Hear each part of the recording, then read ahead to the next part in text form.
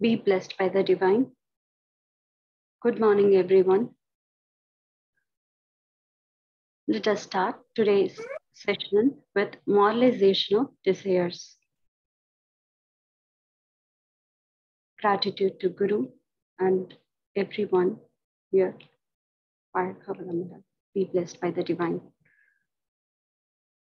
So, before we enter into the topic, I would like to begin with a small introduction about our Guru, Sri Vethathiri Maharishi, and why we feel so special in practicing the principles and tools that he has given us. Simplicity and smile were always our Guru's asset. Once Maharishi realized the truth, he was able to realize that most of the problems which cause suffering among people were due to deviation from ideal norms of human life. Therefore, he decided to formulate appropriate practices and principles which would reverse the thinking pattern and enable people to restore their original state of divinity, which would ensure holistic health to individuals, peace and harmony in families and society as a whole. Maharishi would himself practice the exercises he evolved before he would teach them to others. When Maharishi put forth a thought during meditation, it became a divine thought. He would then detach himself from the results because of his confidence in the divine thought and actions based on the thought, as the thought was intended to benefit innumerable number of people for many generations to come. I'd like to start this topic with actual words mentioned by our Guru in a speech about this topic. He says, I have not used the word annihilation of desires because I worked with the mental activities and had a research for 50 years so far. Excuse me, am I audible? Yes, I'm very clear and loud. Yeah. Thank you. Then I found the existence and functions and results of the mind, consciousness, and Almighty. Then I found that nobody can stop the mind functioning unless nature itself stops. But as it started the mission, nature will stop the mission. Also, why we have to think about stopping the mission instead of using the benefits of the mission. Allow the mind to work. We just have to streamline the activities. So, what is a desire? What is a desire in a human being? Desire is a thought. Okay. Total consciousness, almighty, universal being, having the pros and cons inherent in it, started as a fraction, whirling motion wave. The whirling wave is called energy particle. From the totality, the energy particle has taken a small portion. Even though it is small, has all the qualities of the totality. Therefore, it starts expanding itself to become one with the totality. Because it was conditioned or separated, so conscious, which is a fraction in the particle, started expanding to reach its goal. The same after coming to the living being, it became a desire. The desire, what you have, what I have, is really the consciousness that is expanding itself to reach its totality, which is the real desire.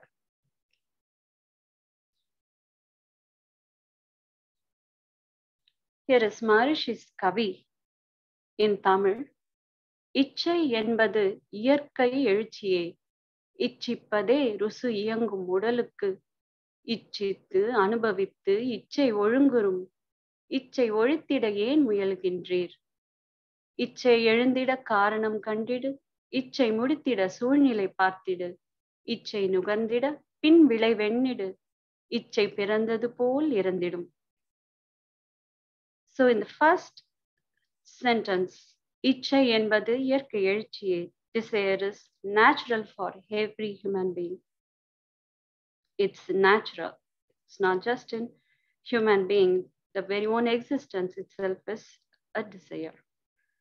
Why do we try to avoid a desire if we know how to fulfill in a right way? இச்சித்து அனுபவித்து இச்சை ஒழுங்குறும் இச்சை ஒழித்திட ஏன் முயலுகின்றீர்? Why we have to try to avoid a desire. Then இச்சை எழுந்திட காரணம் கண்டிடு, இச்சை முடித்திட சூழ்நிலை பார்த்திடு. Find the reason for the desire and fulfill it when a favorable situation allows to do so. இச்சை நுகர்ந்திட பின் விளை வெண்ணிடு, இச்சை பிறந்தது போல் இருந்திடும். Analyze the outcome, then the desire never arises again.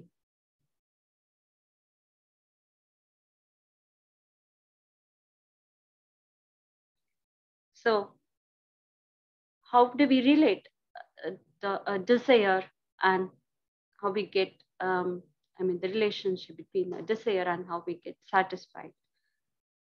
So without knowing where we have to go and what is totality, Maharishi says we are pitching our consciousness on the thing that we perceive through the senses. So we see the animals, persons, things, houses, and all materials we pitch our desire. Our consciousness cannot get perfection. It has a great potential to reach the totality. Such a great source we are pitching on the small things. How can we get satisfied? Whatever you give, from there it starts asking more and more. Without understanding where it wants to go, whatever thing appears to the perception, there it says, I want this, I want more. Desire is really the urge of consciousness to reach its own totality, the great potent. On the way, we are stagnant on the material, always when it gets it and asks more and never gets satisfaction. Why? That is not the thing wanted by consciousness. Instead, it searches or aims to achieve the goal, which is full perfection, which is the ultimate desire.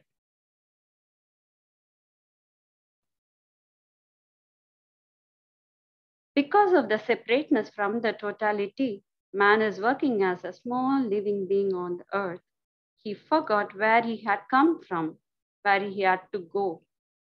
Even though he is going unknowingly, he doesn't know where he is going. By this, the consciousness, which is having full force, take two psychic modes, aggression and possessiveness. That is, I, which is aggressiveness, and mine, which is the possessiveness. I have to conquer, I have to rule over, which is all way of aggression. I want more property. This is mine. This is called possession. So psychic modes, which is ego. When the totality is separated, conditioned, or cornered as a small living being, it takes the force as ego. So ego has two psychic modes. Aggression goes with the power, possessiveness goes with the property and other materialistic desires.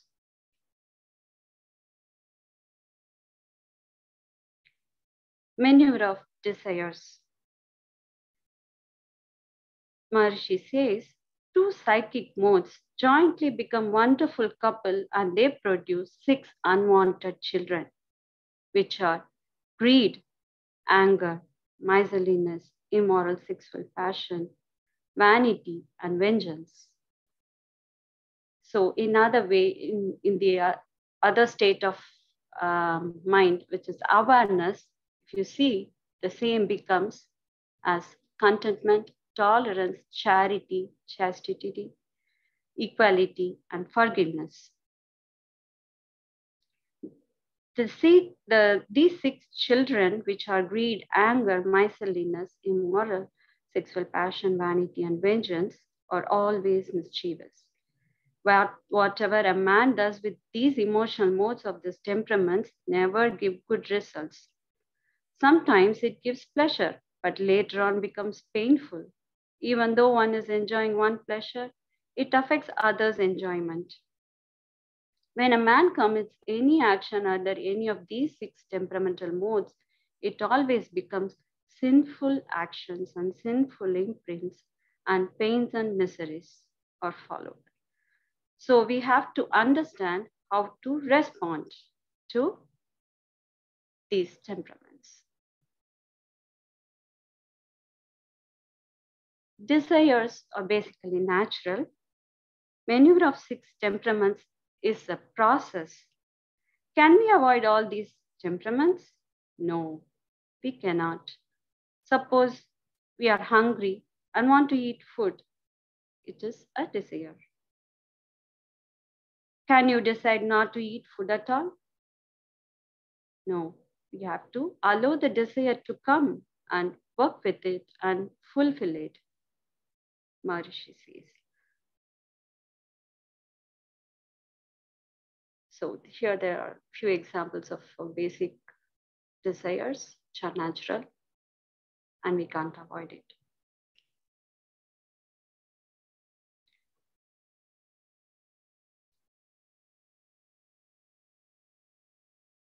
So let's move on to understand about the importance of this moralization of desires. The main few important things that we need to know is about imprints and liberation. So Maharishi says, anger has not started in man himself. He has in the hereditary imprints and all the living being characters. To catch hold of the other animals for food, to get away, escape from the wild and forceful animal, the living beings are angry with one another. Then it started get away from being eaten by an animal for its hunger.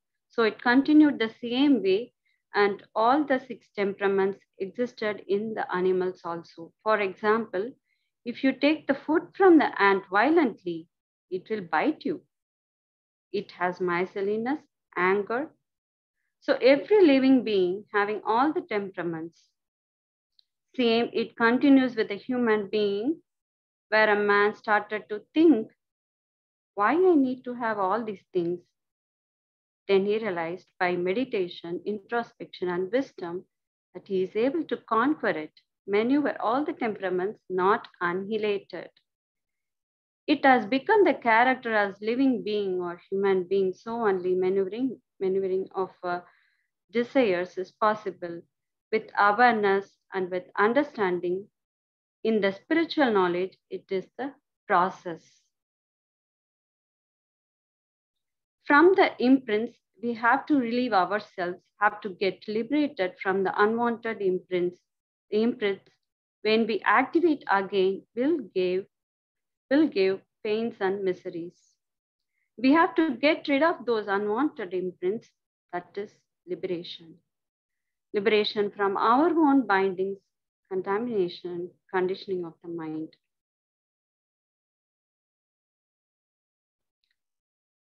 As we all know, desire is a thought. So let us start with the moralization of desires. Before that, let us know few things about analysis of thoughts and how thoughts arise. When we listen to the tape again and again, then we go deeper and deeper into the subject until it becomes your own practical experience. We have to dedicate our mind to the subject. We have to always have desire. Maharishi says we cannot annihilate, but the desire cannot cause pain to us or others. If we maintain the desire in such a way, moralizing the desire, it means there is a force. We allow the thought or the desire to act, but keenly observe, not to result in pain to us or others in present or in the future to the body and mind. In such a way, we are maneuvering our own desires.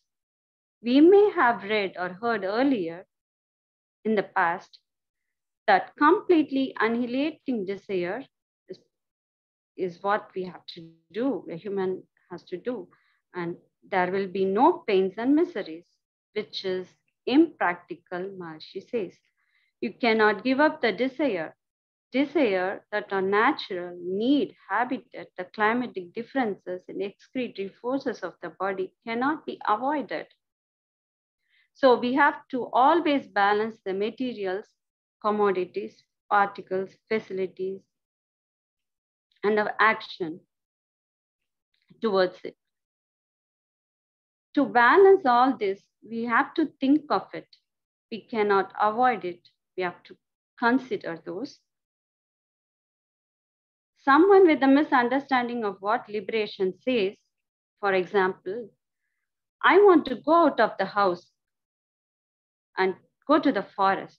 And there he suddenly thinks about the food. He feels hungry and now he gets thought about food.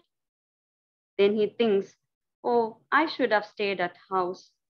But then he feels very sorry and then feels shy coming back home, since he was happy to leave and he has announced everyone that he's going to the forest to get liberated.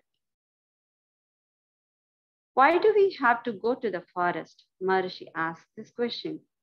Already we were in the forest as animals and have now come to the city. It is not necessary. Wherever you have to eat, wherever you go, you have to eat food. And when you're hungry, when you need anything, your mind has to work for you. Also, you cannot take action for all the thoughts that come into your mind. We have to maintain the desire in a creative way instead of a destructive method. So we have to understand what are the thoughts to avoid going through pains and miseries. Following the action will bring peace and happiness to one and all in the society. This is the simple principle and best way to moralize the desires. Whatever we desire, we have to achieve experience and take the decisions. Otherwise, if you have a desire and leave it without experience, it will become a burden. How many desires you have left without fulfilled? Accumulating desires without fulfillment. All such desires are making us worthless. Mind becomes weak, always has a great hole in the pot and exhausts everything. Whatever we desire, we have to fulfill it and have to get satisfaction. But can you fill all the desires that come to mind? If we want to have peace of mind, we have to always have satisfaction, fulfillment of the desire. There should be no pending. There may be one or two in the process which we are planning and trying to fulfill, trying to get fulfilled because of a long time achievement, but it may be still in process.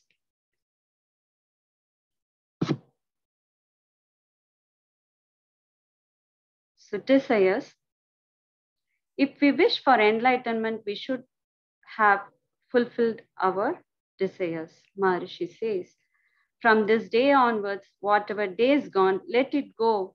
Now, whatever desire comes, get it fulfilled and keep always our mind satisfied. For that, we should do what we should do is not just follow the formula, we have to practice. Whatever we did as a habit is what we are getting back as thoughts.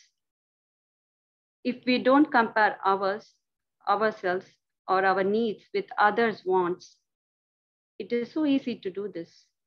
Maharishi says we can easily overcome this difficulty. First, how to moralize the desires, and then start disposing of what is pending.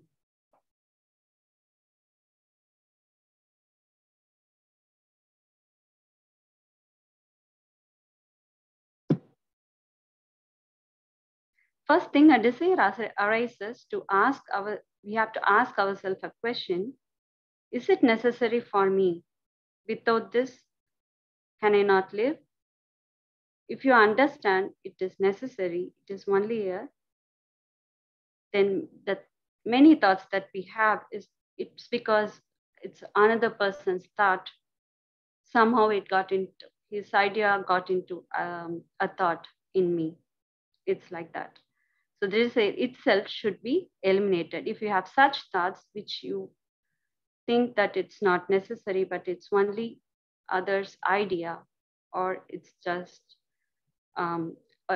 those thoughts can be eliminated. Whatever the desire may be, if I fulfill the desire, what will be the result to the body or mind? If it is fulfilled, if we enjoy happiness and should not affect others. So to find a desire is good or bad, this is the formula. The same formula can be applied to many activities. Whatever you do according to the intention and efficiency, the result follows. The result comes in pain or pleasure according to the place, person, and time. Place, object of contact, and time makes any action result in pain or pleasure. The same action will be made into pain or pleasure because time changes, place changes, object changes, our efficiency and intention will bring success in the achievement.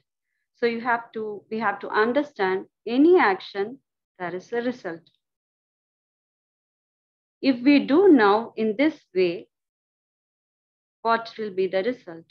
Will it result in pain or pleasure to the self or others in the present or in the future to the body or mind? We have to think about it.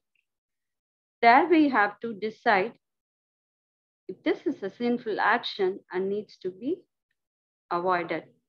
If any action fulfills our needs at the same time will not affect others, helping others, then only consider it as a good desire. In this way, the desire is good or bad. We are born in the world to develop consciousness in the way we are living. We are in the process of journey towards consciousness that should not be affected. Whatever the desire may be, when it delays, it obstructs the journey of our consciousness. So all the pains and miseries that are obstructing our journey or growth, always select good action because our lifespan is very limited. So within the limited time, we have to fulfill everything, understand everything, and become perfect with consciousness.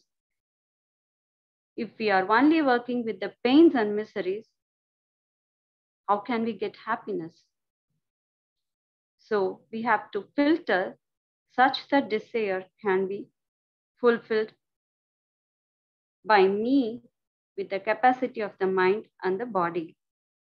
Am I having the capacity to fulfill the desire to achieve and enjoy? I need the strength in both mind and body. So when we get a desire, we have to think, is this achievable? Is this enough? Do I have the necessary strength in my body and mind?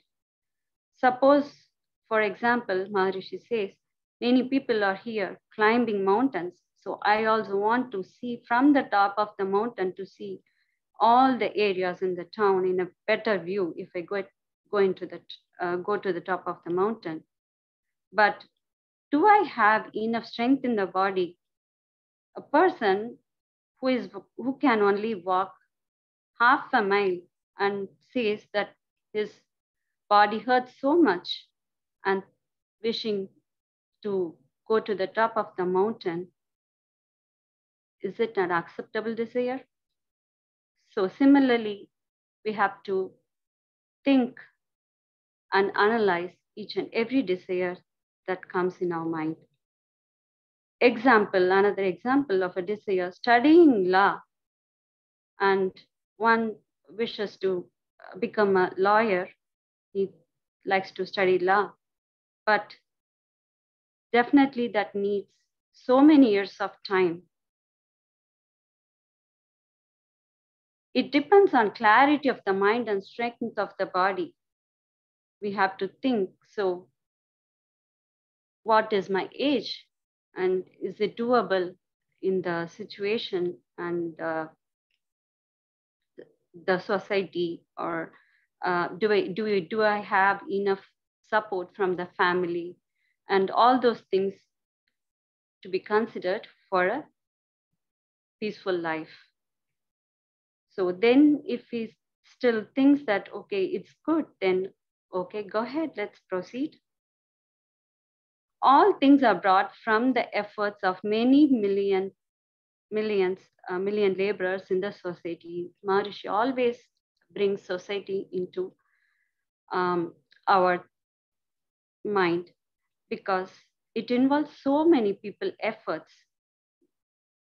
Single thing, each and everything that we enjoy now is all given by the society. So we should not go against the society. We have to maintain the respect and feeling for the society and maintain the harmony. If we want to achieve and enjoy the desire, we have to also think about the society, whether the society will suffer or agree. Also think of law of nature. Is whatever we do from the action, it will bring the result. Cause and effect, law of nature. So it will give appropriate result according to our action and our intention of the thought. According to that, we will get like the 4 important things Maharishi suggests. Filter based on if it is good for myself and others in present and in future. Do we have required strength in our body and mind? Then think about the society and law of nature, the twofold moral principle, which is given here, framed by our Maharishi, to lead a harmonious life. So he always insists to keep this in mind when we think about the desire. Twofold moral principle. I, in my lifetime, will not cause harm to the mind or body of myself or others in the present or in the future. I will try to remove the suffering of others to the maximum extent possible. By this practice, if we get the desire next time, it will come with the understanding of all our decisions. So we will not get attached or get attracted with the desire anymore. Or even though if we get one or few times, it comes again and again, we have to use the same auto suggestion. We have to maneuver the desire. In this way, we will always keep ourselves satisfied and maintain peace within. So so he suggests to list down all the desires, unfulfilled desires, and analyze with these 4 points in mind we just discussed. And he also suggested a practical way of how to moralize the desire. So in a tabular form, we list down all our desires, and based on like whatever, like if we like if we have any pleasure or anything like a friend relationship with the individuals, anything that we are attached to, and all those desires, any material pressures. And then the next column, past experience of such activities and pleasures, what we had.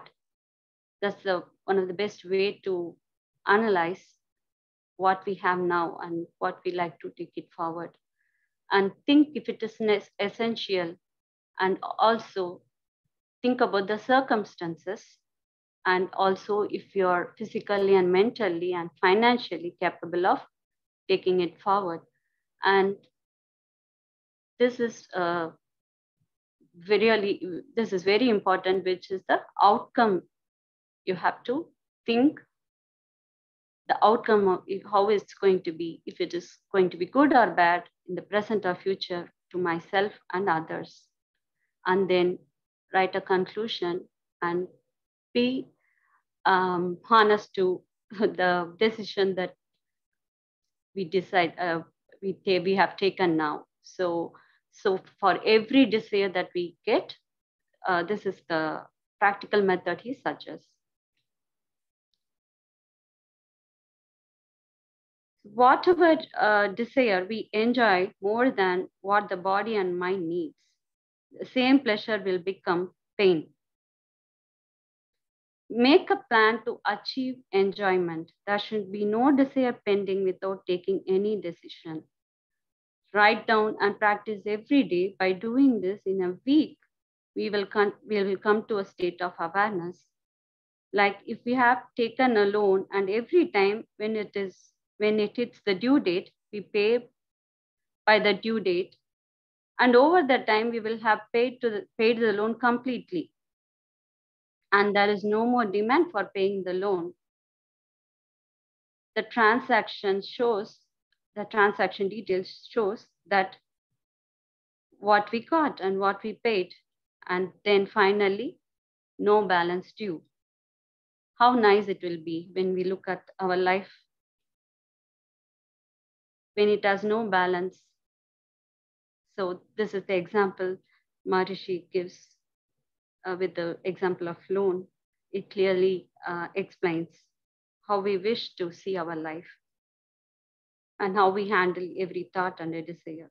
So same way, there is a desire already, but now we have given a thought over it and taken the decision, and then we work with it and try to fulfill it. And so we can do, by practicing this way, we can do much better than ever before. We have to understand that we have great potential within us. And Maharishi says our knowledge is the great mind we possess. Out of all the possessions, the great mind is the knowledge about our own self. I really like this when he says that. All the efficiency is there within us. We will get the confidence within ourselves by practicing this. So plan it, start doing it, and get it. If you don't get it, accept that, and again try to get whatever is needed to fulfill the desire.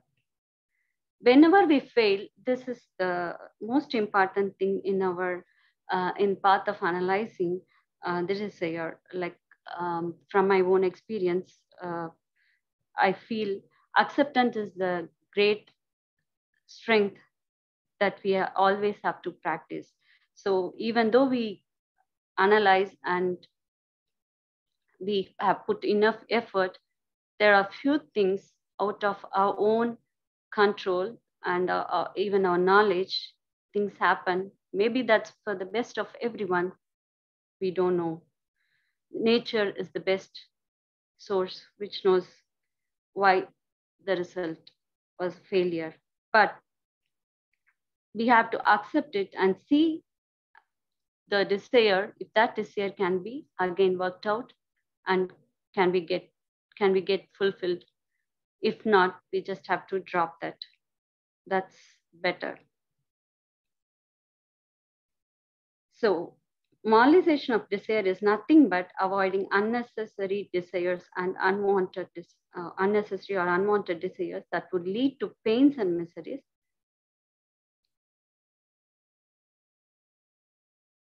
And here is few more things that would help us to understand. So past experiences, always that is a great tool. Learnings from our previous experiences. By practicing this every day, or we will come to a right state of mind. By the quick insight of the mind, we will find a good solution, considering the past experiences and the environmental conditions, and also think about the outcome. So when Maharishi suggests that when you link all these together before you decide about a desire, we will always feel relaxed and we will not waste our time by ruling over things that are not at all possible. And we can always, by doing this, we can always enjoy the pleasure of life and enjoy with what we have.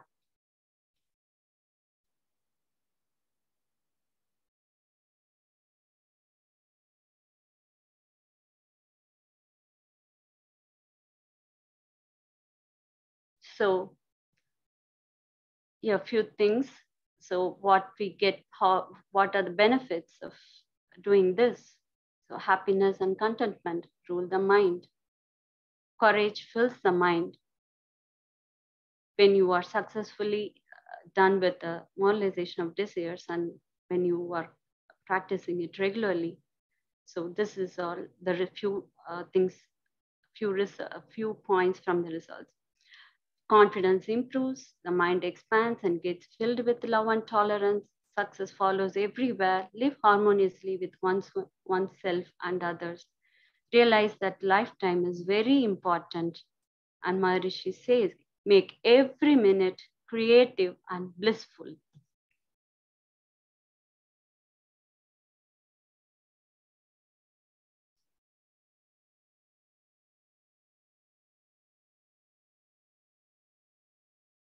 And he also says, by accumulation of unwanted desires or the desires, when they are not managed properly, we are losing what we already have. At the same time, we cannot get the desire, the same which is obstructing the path of peace. So, which also stops to get fulfilled the desire. In this way, this whole life gets wasted. So he says, lifetime is very, very important. Make every minute creative and blissful. By our Guru's guidance and blessings, I wish for everyone to practice moralization of desire, experience the satisfaction, and enjoy with awareness. Here is beautiful words from our Guru. Within our reach is our consciousness. Live well. Be blessed by the divine. Thanks for the opportunity. Thank you so much. Be blessed by the divine. Thank you, Ayya. Thank you, Amma. Be blessed by the divine. Thank you for the excellent session. Any questions? Anyone want to discuss about any specific points?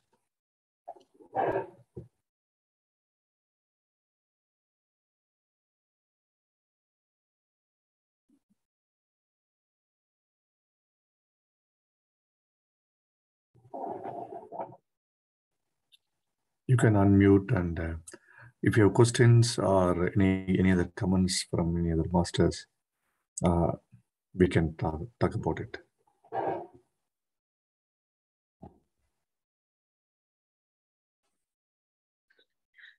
Well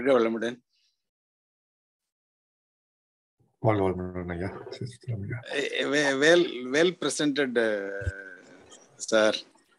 I think really enjoyed that. But is it possible to share the slides in our group, or so that we can just have a review of one more time? Yes, yeah. We can share the presentation. Okay, thank you. Sankari Amma, thank you. Thank you, Ayya. Yeah, let me stop the recording. Yeah, thank you, Ayya.